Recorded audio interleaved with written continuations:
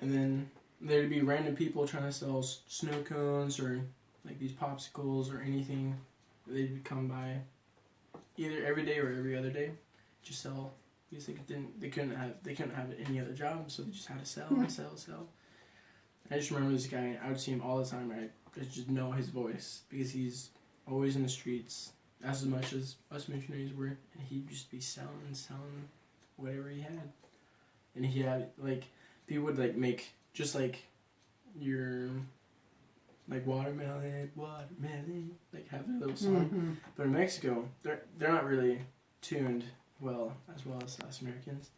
So let's say if they wanted to sell bread, they would just like bread and just like yell. It was so annoying.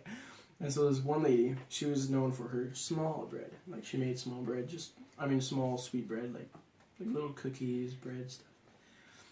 And she'd say, "Small bread," and just like that was her commercial.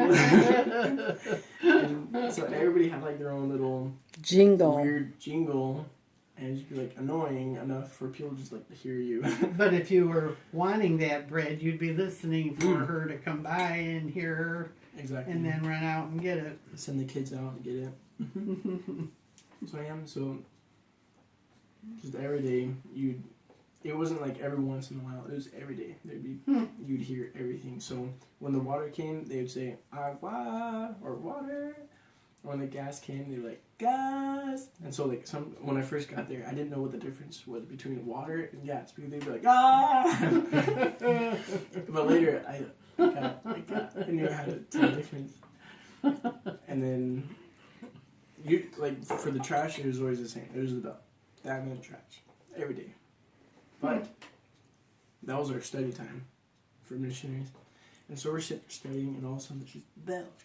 Clang, clang, clang. Like, oh, I can't look. Even if we had trash, we're like, oh, let's throw out the trash. But they came by every day. We didn't have trash to give every day. Right, yeah. Usually once a week we'd have enough. Yeah.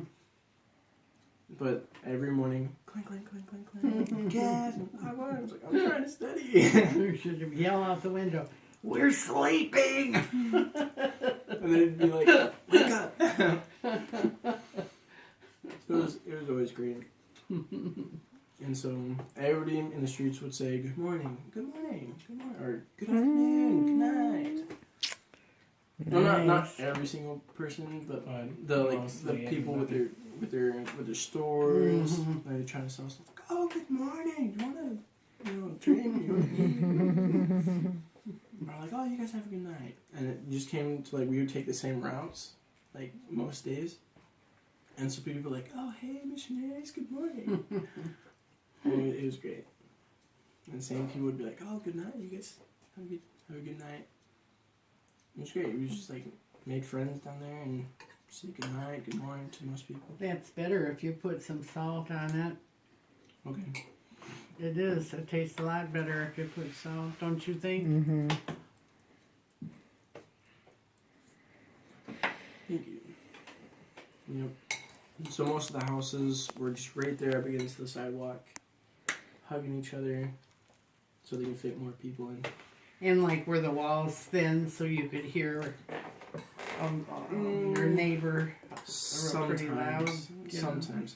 Well, their walls were just as thick, but it'd be solid concrete. So sometimes you would hear something, and sometimes you wouldn't hear anything. Yeah. So I mean, they weren't hollow, and you wouldn't be able to hear everybody. So that was the good thing. And before we went on the mission, Nick and I were in this phase of if we were getting upset or something, and we didn't want to hit the other person, we would just punch a hole through the wall, and we'd be like, "Oh, we can fix it." But I didn't know that there were concrete walls in Mexico, and so you got the broken bones to prove. And so I don't have broken. Oh yeah. You may have. No. So I do have a scar on my hand because I was wearing a ring. Oh. And when I punched, it just ripped the skin off. Oh. Like, oh. So that was when I found out. So I just have this dot right there, and I just ripped the skin off when I punched the wall. And I was getting so frustrated. I couldn't learn Spanish. I couldn't speak. I couldn't like tell people like, "Hey, you need to do this to like make your life better." I was just like, No, that would be. That would be. I was having a hard time, and then I just punched the wall. I was like, "Oh!" Like I just just feel it.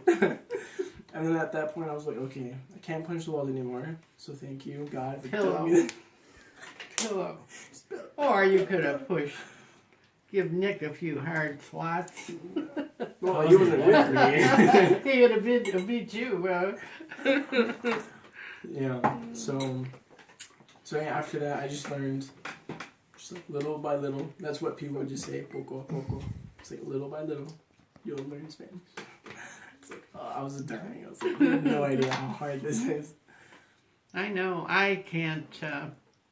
Well, I've never really tried to learn another language, but just hearing different words, I can't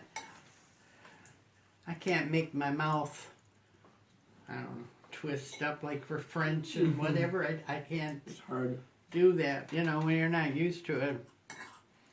But I never took any languages in high school, so I didn't know. Some people say if you learn one language, it's easier to learn the next, and the next, and the next, and the next. Did you have languages in high school? We did. What'd I you had take? Spanish, Spanish. but I didn't learn anything. And so they teach, it's just like it is here, it's mandatory to learn a language, like either Spanish or French or German, whatever there is, Japanese, Chinese.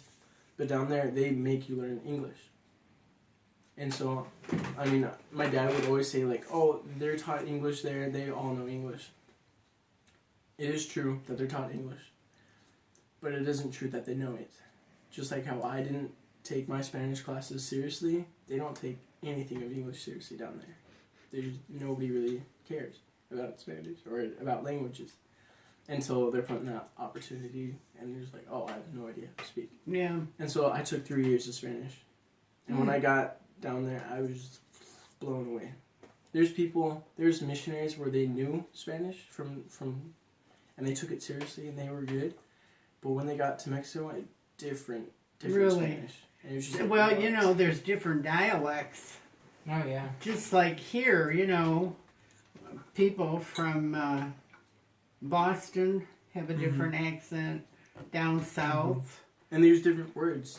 And out west, when I went to Colorado, I don't know who I was, I think it was some man or something. He said, you're from the Northwest. And I said, how'd you know? He said, I can tell by your accent. I said, I don't have an accent.